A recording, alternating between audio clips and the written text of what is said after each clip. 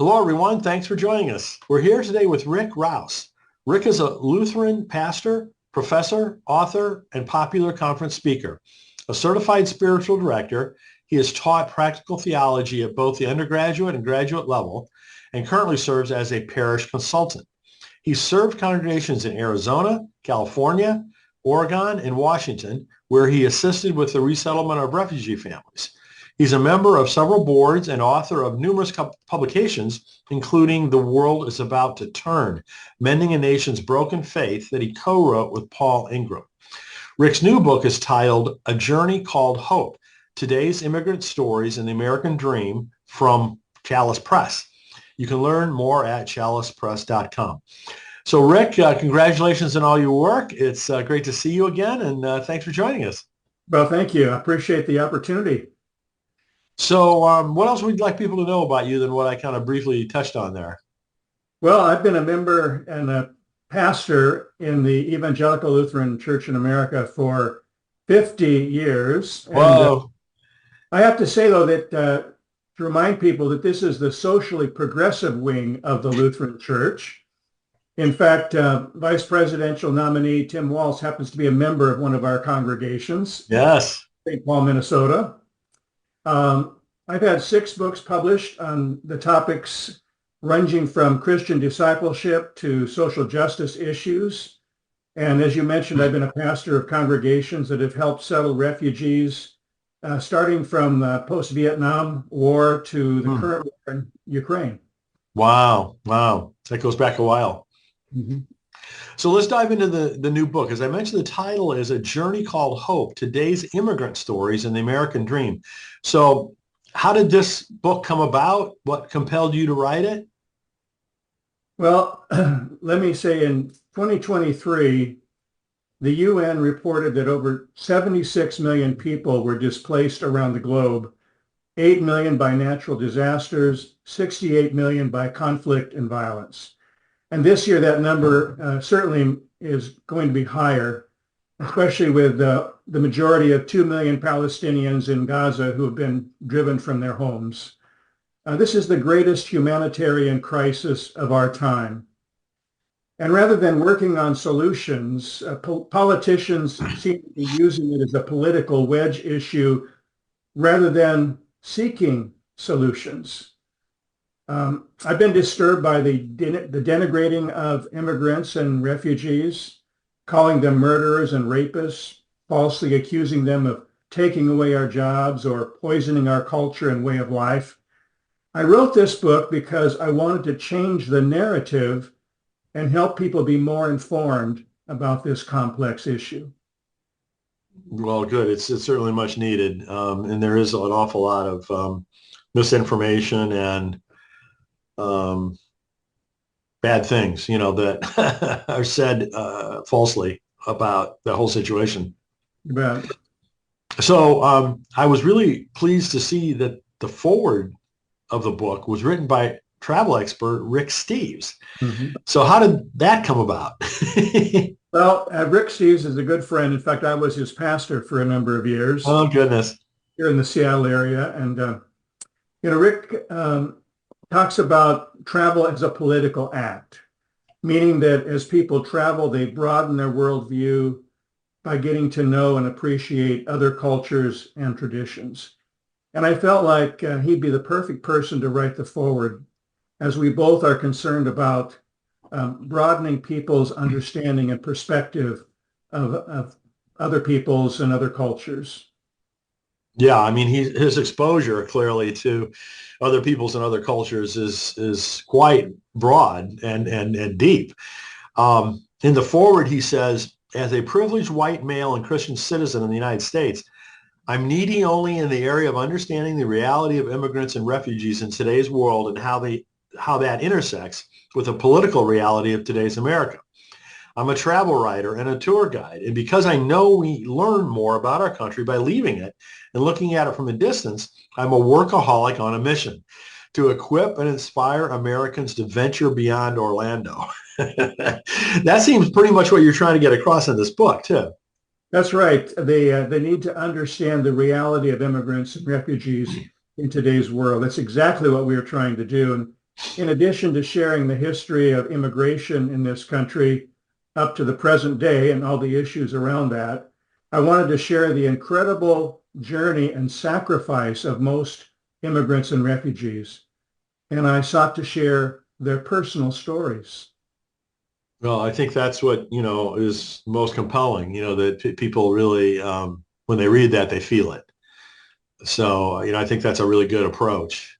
um, how did you find these stories? Well, I was fortunate to partner with Global Refuge, that's formerly Lutheran Immigration and Refugee Services, one of the oldest immigration agencies in the United States that began by resettling World War II refugees from war-torn Europe, bringing them over to America. They put me in touch with some amazing individuals from around the world that they have helped find a home here in America. Hmm. I was able to interview most of them in person. I was touched by their courage and also by their gratitude for the opportunities that they have been given here. How they are not only making a better life for themselves and their families, but are contributing to the health and well-being of their communities. One of my favorite stories is about a man from Liberia who had to flee with his wife from that country during the Civil War. They were eventually relocated to Montana, and he now serves as the mayor of Helena, the first African American mayor in the state of Montana. Oh my goodness. And he's in his second term and doing a great job. It's a surprising place, right, for an immigrant to end up. Absolutely.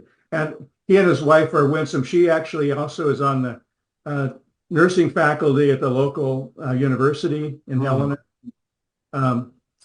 Their kids are thriving and adults doing well. And anyway, it's great to hear stories like that, success stories of where, not only is the family thriving, but they are giving back Sure. ways to their community.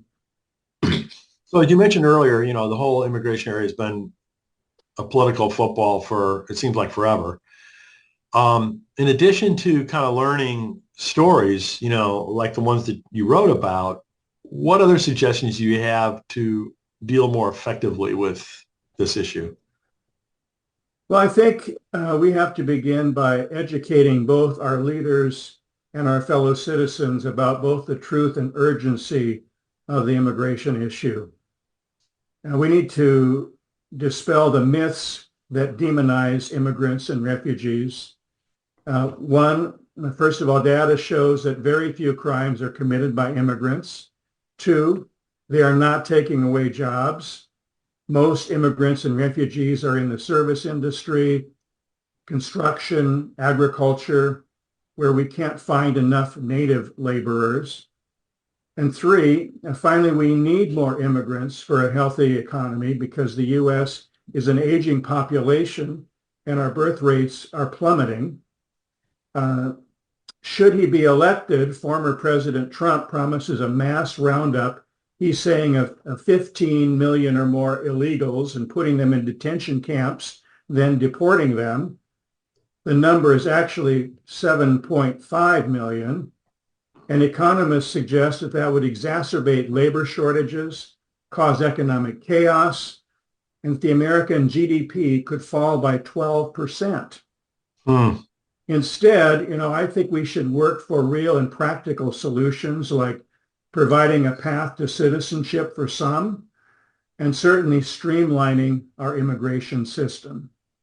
Well, I've always found it kind of interesting that a lot of people don't understand that a major contributor to the growth they see in their 401k, is driven by the United States economy. And a majority of that growth is driven by population growth. And the majority of the population growth, as you said, is increasingly from immigration. So if you want to shut down immigration and deport people, as you rightfully pointed out, the GDP is going to go down. Your value of your investments are going to go down. It's just like very simple math. So in any event, another thing, that I thought about more recently based on, several other people, their books is the impact of climate change on immigration. How do you see that? Well, I deal with that in my book. I certainly talk about climate migrants. That climate change is making parts of the globe uninhabitable. And in fact, the UN estimates that by 2030, 700 million people will be on the move. Can you imagine Hmm. that just in the next 6 years, some 700 people will have to be displaced because of climate change? Hmm. It, it astounds belief, right? I mean, how bad it could get. That's by 2030. That's not that far. No, it's just around the corner. Yeah, yeah. So, what would you most like people to take away from the book? Well, first of all, that the U.S. is a nation of immigrants. Unless one is a Native American, our families came here for a better life. Some of us have been here for a number, centuries. Others have been here for a short time, but we really are all, for the most part, products of immigration. And so we need to respect the fact that we are all fellow immigrants. Second, that immigration is a source of renewal and vitality for this country. As I mentioned, we need immigrants. Um, they contribute to the economy. They contribute to the rich and diverse culture of this country. And I think third, that our diversity as a country is America's greatest strength. Hmm. Amen. Amen. I believe that very much.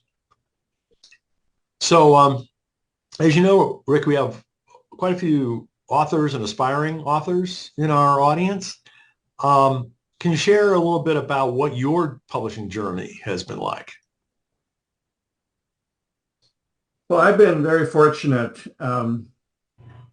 I've worked for two publishing companies over the years, and I've been writing for, I guess, the last 15 years or so.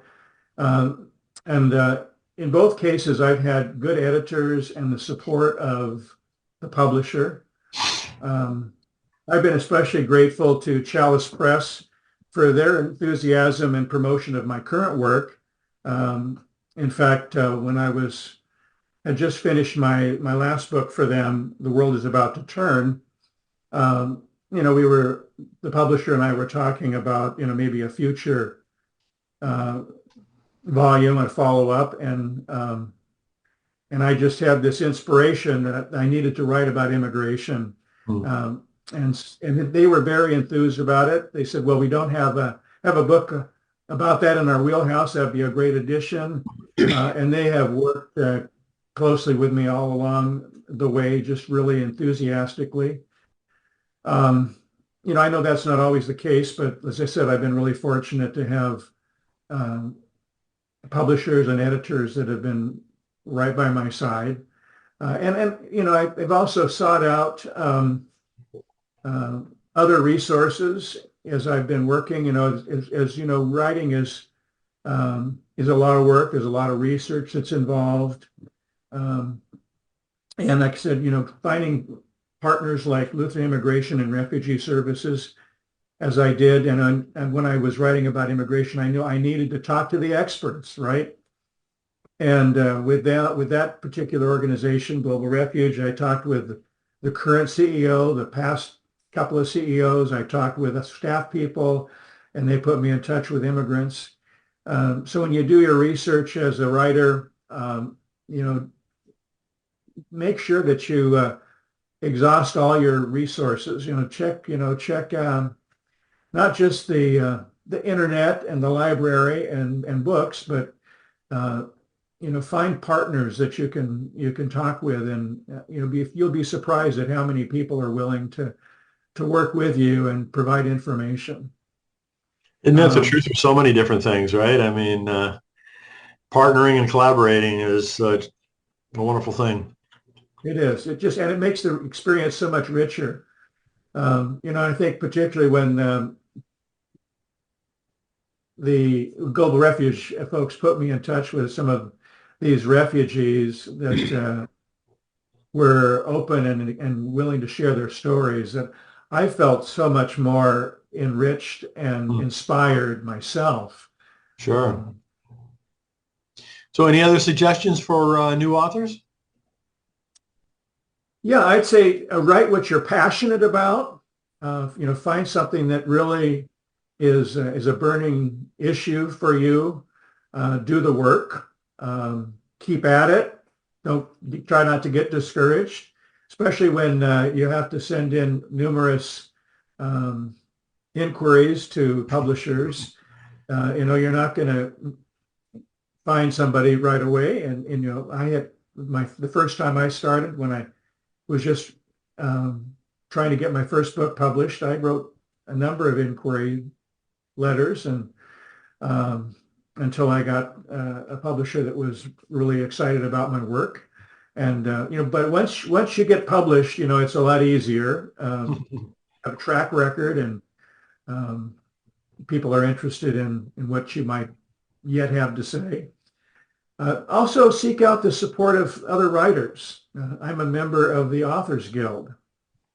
And I find that that's a great resource. They have numerous webinars. They have people that you can get in touch with, kind of mentoring. Right now they do a showcase. So they're in the process of doing a showcase of my new book to help promote each other's works. So the Authors Guild, I think, is a great resource. Good.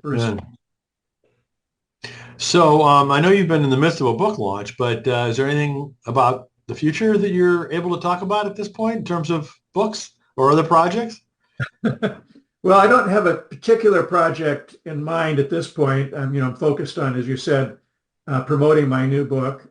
I'll be teaching some classes and leading some seminars on the topic of immigration this fall. Those are already lined up. And I've offered to any faith group that wants to do a book study of A Journey Called Hope that I'll be happy to Zoom in for a free session with the author. Excellent. So that's on my website. It's also Chalice is promoting that. And I did that with my last book, and it was really fun. I think I talked with the congregations from different denominations across the country. My first book came out during the pandemic. So Zoom was it, but I connected with probably, over a dozen or more groups. And, I decided, well, that's a great way to connect with people. And I've already had several congregations that have taken me up on my offer for my current book, and I'm hoping that others will as well. Excellent. And by the way, my website. Yes. What is your website address? It's actually the name of my previous book, theworldisabouttoturn.com. Okay. The world is about to turn. Theworldisabouttoturn.com. Okay. You'll find information about my current book and other books that I've written. I have, I post various articles and other resources on that website as well. So it's a good way to, get in touch with some of the things that I'm doing and information about how to get a hold of me. Good. Well, Rick, congratulations again on your new book, and thanks so much for joining us. Again, the title is A Journey Called Hope, Today's Immigrant Stories and the American Dream. And you can either go to chalicepress.com or theworldisabouttoturn.com. Rick, thanks again, and good luck. Well, thanks so much, Brian. I really appreciate it. Blessings to you and to your audience. It's good to be with you. Thanks so much.